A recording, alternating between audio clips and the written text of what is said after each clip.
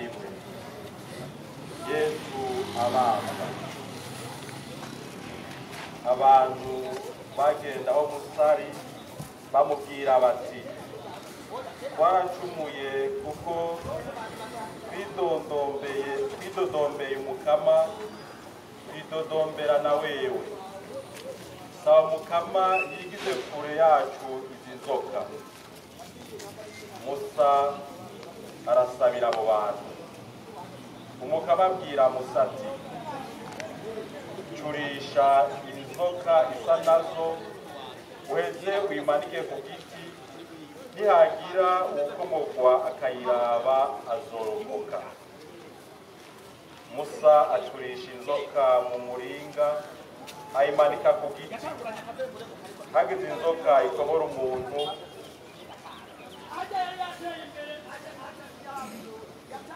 nawe akaraba iyo nzoka y'umuringa yararokoka. Yesu mwiza, imbere y'uko umanikwa ku musaraba wari waravuye akatari gake ubuzopfa. Mugabo abo wabwira reka mbere n'abatumwa bawe ntibatahura gushika naho mbere na Petero akubwira ati ntirikabe mukama. Nikodemu waramubwiye neza uti nk'uko Musa yamanitse inzoka mu bugaragwa niko n'umwana w'umuntu abwirizwa kumanikwa kugira ngo umwemera wese aronke ubuzima budahera. Nako nyene Imana yakunze gushika naho itanga umwana wayo w'inege ngo umwemeye wese ntapfe aronkeriho ubuzima budahera. Kubera ikiga Yesu wemeye ukagitangira jewe nyabworo, jewe nari kure yawe, kwari kugira ngo unyereke urukundo rwuzuye, urukundo rutagira ivange. Nanone wari wabivuze uti ntawe urusha urukundo uwiguze bagenzi biwe. Ubu rero ndiko ndatangura gutahura ko umusaraba atari ububabare gusa, ko umusaraba ari ikimenyetso cy'urukundo rurengeye ibyo abantu dushobora kwibaza. Ntukengurukwe ku babyeyi baba baramenshi kugira ngo ubuzima bushobore kuboneka. Niwubahwe ku babyeyi bazigama ubuzima. Ntushemezwe ku baganga bagufasha kuzigama ubuzima. Niwubahwe kuri abo bose batanga ubuzima biciye mu twigoro twinshi. Umusaraba ni ikimenyetso cy'urukiza.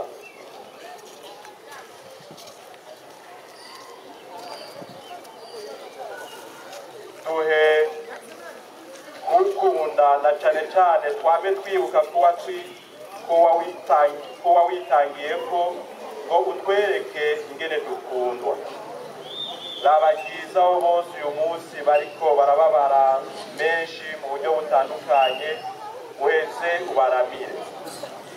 Hari ababambwa na bene wabo mu kubashira mu ngorane zitandukanye.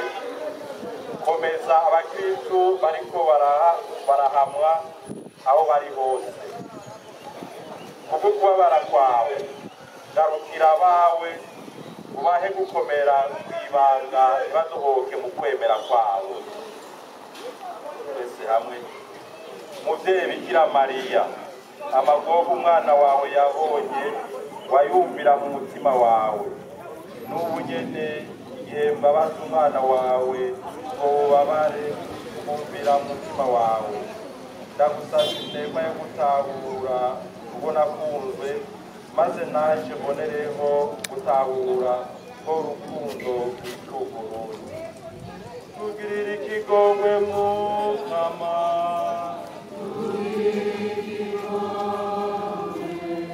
n'imitima y'abakwemeye ihorana amahoro ku kigongwe c'Imana.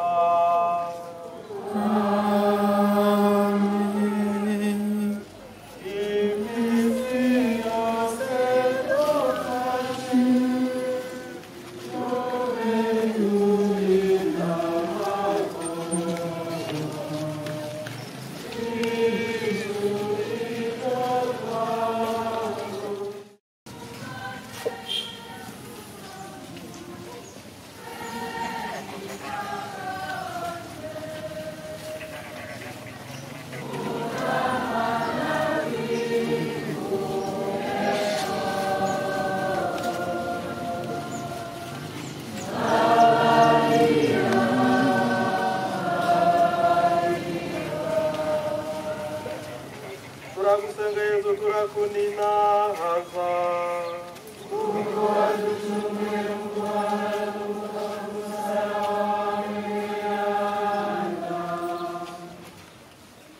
icibukiro kigira 12 Yesu apfa ku musaraba. Hari rero ku isaha ya 6 maze izuba rirazimangana, umukorane ukwira mu gihugu cyose gushika ku isaha 9. Umukingo w'impuzu wari mu isengero utemukira hagati. Yesu ashijwe hejuru ati, dawe mwinywe yawe nyoshitse umutima wanje. Avuze atyo aca aracikana.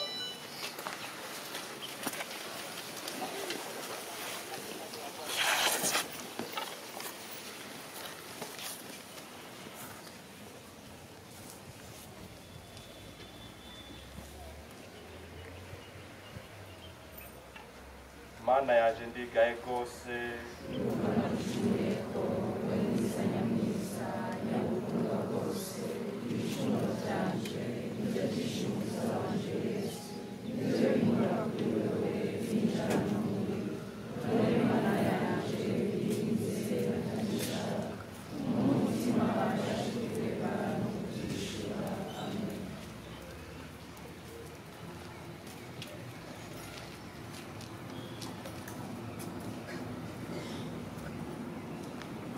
Yesu ashinzemo imambo z'ibyuma bigaza no mu birenge, amaraso avirirana ava muri izo ntoboro, tutibagiye n'inkoni yari yakubiswe hamwe na rwa rugori rw'amahwa yari yambitswe ku mutwe, maze ayo mahwa akaba yari yinjiye mu mutwe, amaraso akaguma yisuka.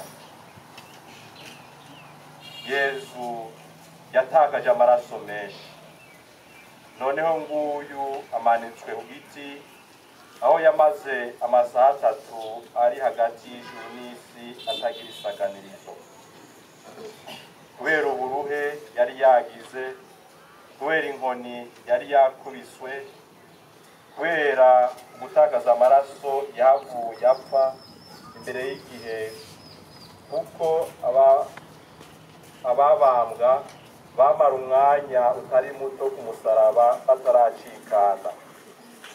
Imbere y'uko acikana yaravuze ati, ndanyotewe. Iryo jambo ndanyotewe ni jewe ndaribwiwe ubwa none. Yesu aranyotewe urukundo rwawe, urukundo rwanje. Aranyotewe ubunywanyi bwuzuye nawe nanje. Amaze kudusaba ikigongwe kwa se wiwe agira ati, dawe barekurire kuko batazi icyo bakora. Bukaba ari nabwo butumwa n'uyu munsi adusaba gushira mu ngiro, kurekurira abandi nk'uko nawe yaturekuriye. Yaciye ajondamye ku mutwe aracikana.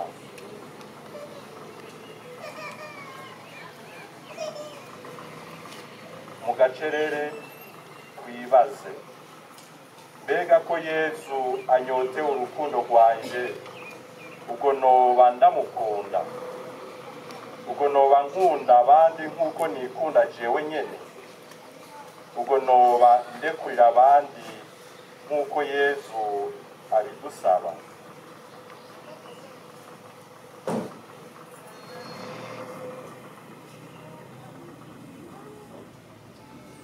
Udakunda mwene wabo Imana, udakunda ubutungane ntiyabyawe n'Imana. Kristu yatungiye ubumwe, Kristu niwe muza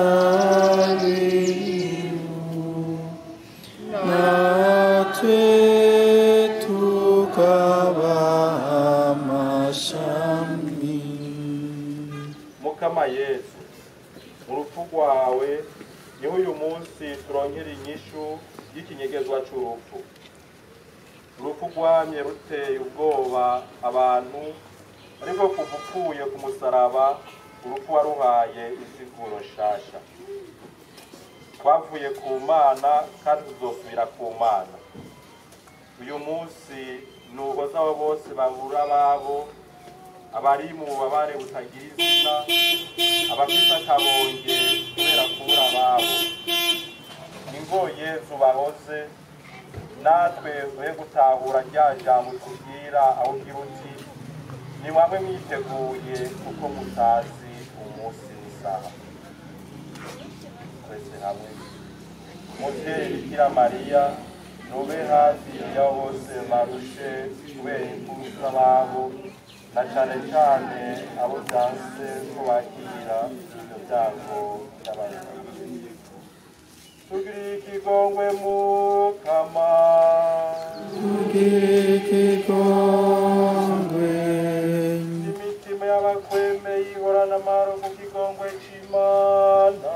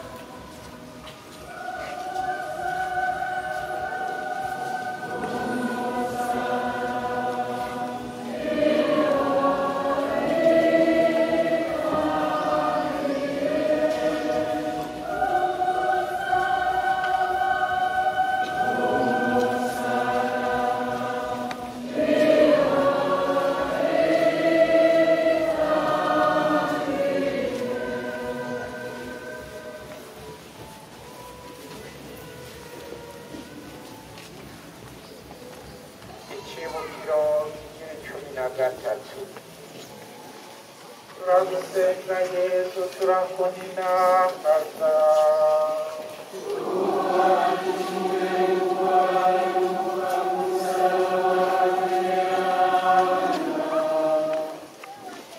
Yesu bamubambura kubera ko wari umunsi wo kwitegurira isabato. Isabato y'icyo gihe nayo ukaba wari umunsi mukuru uhambaye. Abayuda rero basaba Pilato ngo bavune amaguru y'abari babambwe, baheze babakure ko boye kurekera imibyimba ku musaraba ku munsi w'isabato. Yesu yari yacikanye, urubavu rwiwe rwasogoswe n'icumu, hanyuma haca yisuka amaraso n'amazi. Ayo maraso n'amazi bisigura amasakramentu y'ibatisimu n'ukarisitiya. Kubera umushaha wa Yesu wasogoswe, Ekleziya iragomba gukomana ukwemera muri uwo mushaha, ntibamuvunye amaguru nk'uko babigiriye ba bantu babiri bari babambwe hamwe nawe. Handitswe ngo nta gufa ryiwe bazovuna.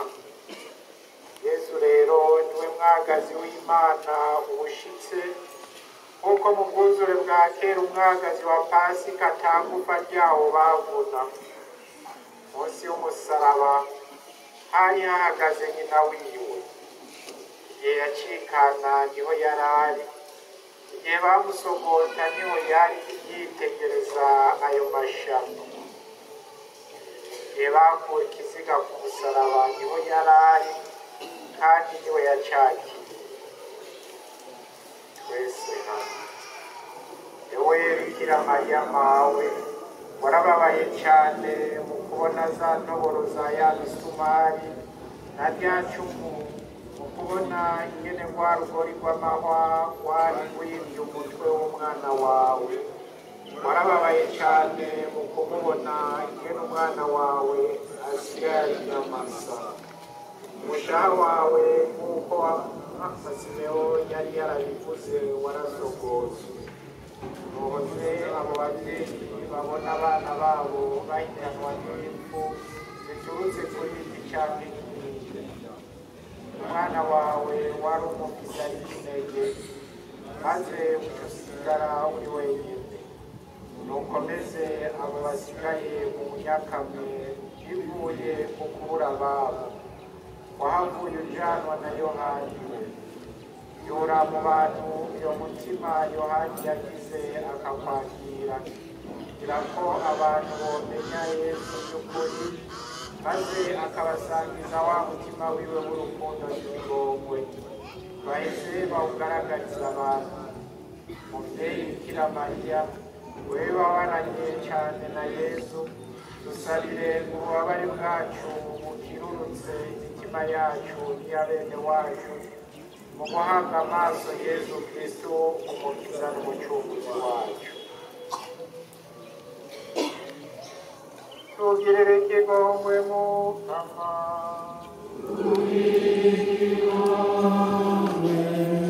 Imitima y'abakwemeye ihorana amahoro ku kigongwe cy'Imana.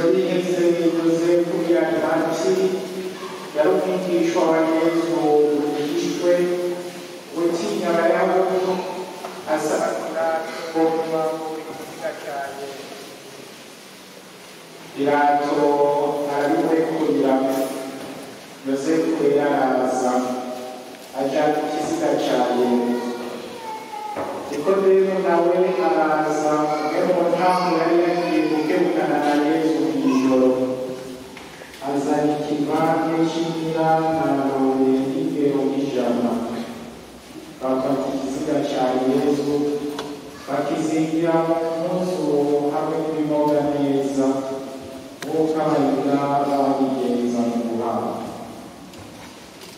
Aho bari babambye Yesu hari umurima, muri uwo murima hakaba nshasha ata muntu n'umwe yari bwahambwemo, abariho bahamba Yesu. Yesu abakwishe bamaze kubona upfuye bagize bati turigure k'umwanzi, hageze ko uhabwaho bazimugirije buri munsi bibwira ko byose biheze. Ni kenshi mukama Yesu iyo tubuze uwacu hanyuma tukamushingura tutakaza ukwizero tukibaza ko byose biheze. Mu kwemerwa kwa hanyuma gahamba wagombye kuduciriza igihano cyiza kiruta ibindi, uko kuva upfuye hanyuma gahamba watuzaniye umwizero mushasha, umwizero w'izuka n'ubuzima budahera. Ubu turemera ko agapfuye kabazwa ivu ariko kabazwa Imana. Tubaho canke dupfa turaho mukama. Ngo rero tugize ubwoba bw'urupfu, ngo dufashe gutegerera ko nk'uko nawe wapfuye hanyuma ukazuka, natwe tuzosubira tuzozukira ubuzima bw'Imana. Uremeshe kandi ukomeze abo bose barira ababo kandi bashaka ibibazo. Ngo wewe nyene ubwawe bashikirize ubuzima bushasha bwo mu murima w'izuba. Yezagira kandi ukomereze ishaka abo bose bagiriye neza abandi, nk'uko Yozefu na Nikodemu babikubwiye. Mu gufuma n'iteka wishwe n'umugore waciye urubanza rw'abamenyesha. Vyura muri twebwe twese umutima wo gukora iciza, wiza muri iyi si mu buryo bwacu, uwo mutima wo kwitano abari mu ngorane. Twese hamwe muvyeyi mwiza Bikira Mariya, Nikodemu na Yozefu baragufashije ubwoba uri mu murima ukaha umwana wawe. Sabira abo bose ababa hafi mu bihe baba bakeneye gufashwa n'umuhozo. Tugire ikigongwe mu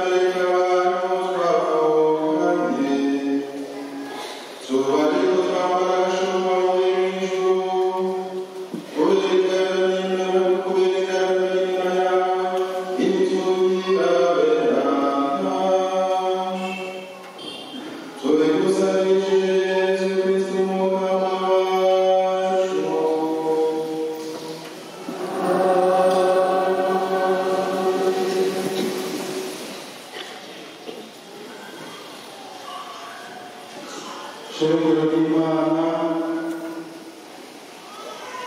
gihugu cy'Imana turaheje kwiyumvira n'amatwi yacu uko urubanza rwa Yesu Kristo rwaciriwe kandi si bwa mbere twaba twabyumvise twaba twabisomye twaba twabizigamiye munsi y'umusaraba tukabisoma muri Bibiliya yawe byose tumeje kubikurikirana nk'uko umenya niba twaje twibereye kiriya gihe n'akamaramanza niba kumutemere kubona umuntu yicwa abantu barorera ataboneka kutabara ukamenya umwana n'amubabara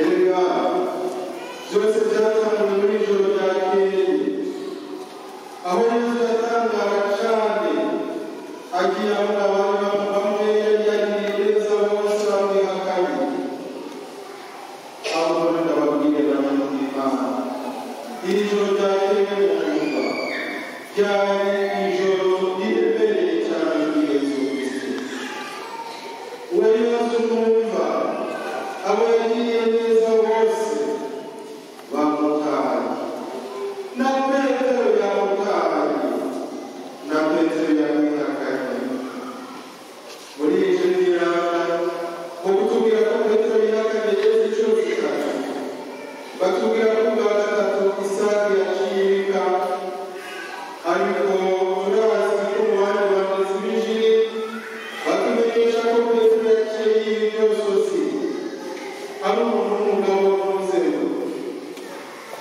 ari umugabo yagororotse ese kuko amushingo ribyeze niba namutewe bavuganye kuri wa gatanu yanga turi mu mwaka w'ibihumbi 2025 baragira Imana nitujye kwicuza nitujye kwigaya kuko hari benshi bakaba bacumura ariko ntibicuze batamenya guca bugufi ngo basaba imbabazi bumve ko ibyo bakoze byononye byinshi kumbura warahemukiye umugenzi ubibona nk'ibisanzwe kumbura warahemukiye igihugu cyari cyakwizeye cyane n'ubu ukagihemukira mugabo ubona nk'ibisanzwe imyaka n'iyindi iraheze na cyane cyane kuko natabutungane mu gukurikirana nanone ngo gukurikirana kuko nabuje gucurika ukamucurura none rero ntacyo bikubwiye n'icyo gituma uticuza ariko ndakumenyesheje kuko ari Yesu uri kuragira nabi uri mu kibanza cya Pilato uri mu kibanza cya Yuda uri mu kibanza cy'abantu bose twumvise basa batazambaye ngo mpaka Yesu apfuye n'atatu yagirizwa ariko ikibazo muri byose ni uko kutigarira umurego bwawe abarenganywa bazoguma barenganywa Yesu azoguma ashika urubanza rw'agashirago ariko ibyo kwicuza ibyo kwiganya umengo bibura ariko uragowe uratera imbabazi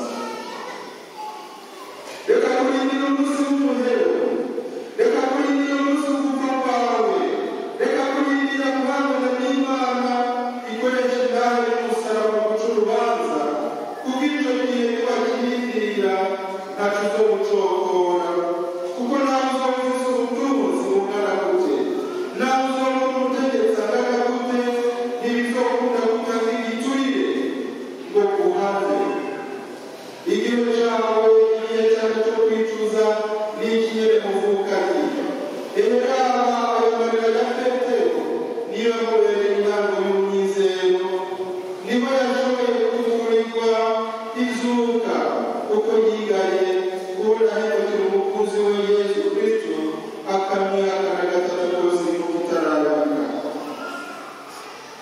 Ariko ukuticuza kwa Yuda kwamuzaniye akarambaye, ukudahabwa amafaranga kwiwe kwamuviriyemo kwirabura akaribwa n'ibisiga. Tugire Kristo. Sinzana nigeze gusoma ariko sinzi ko ari byo.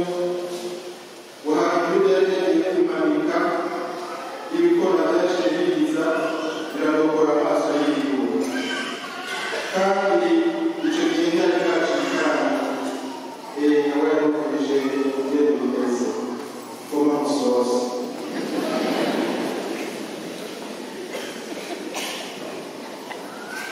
Ikindi nifuza ko tuzirikana muri n'urupfu rwa Yesu Kristo n'uko uwo Yesu n'ukuri tubamusomera muri izina muntu wese kuko dusanzwe dufise mu mutima wacu ubwoba bwo gupfa.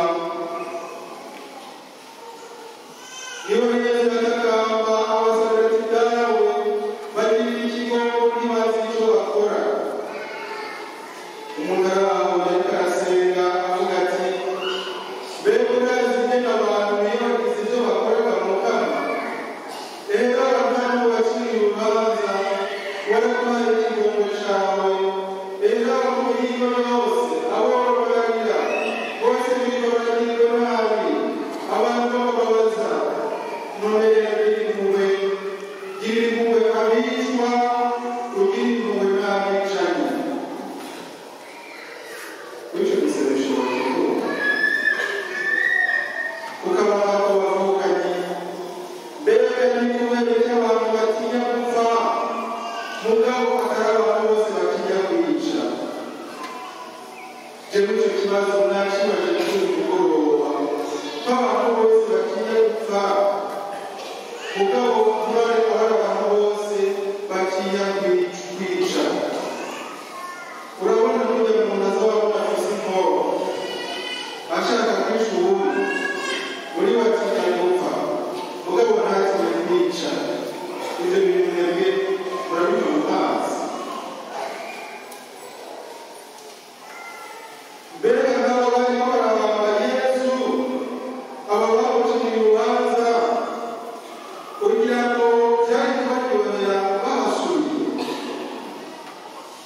Uko niko natwe dufise ububasha bwo kuganza ku bantu tubakoze icyo dushaka nk'uko umenya nitwe twabayeho. Rimwe na rimwe tukibaza mu buzima bwabo ko ukoze icyo dushaka ariko kandi twibuka rya jambo ryo mu nkuru nziza rivuga riti ntimucire abantu urubanza niho namwe mutazorukirwa, ntimucire igihano abandi niho namwe mutazorukirwa. Ingero mugeresha niyo ntabwo muzongererwaho. Tugire Kristo.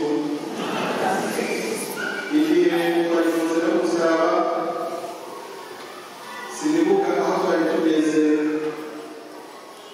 umukama Yesu yampaye ijambo rikomeye. Ubwa mbere natinye kubivuga mugabo ngira ndarivuge kuko si jewe niwe yabikunze. Hari abantu binezereza mu gukora amaraso. Hari abantu binezereza mu gukora amaraso bakava kwicara bakagenda kurya inyama bakagenda kunywa inzoga. Hari abantu bafise ubutunzi butavuye mu maboko yabo, ubutunzi bwavuye mu maraso y'abandi. Umukama Yesu yagize ati nibatiyicuza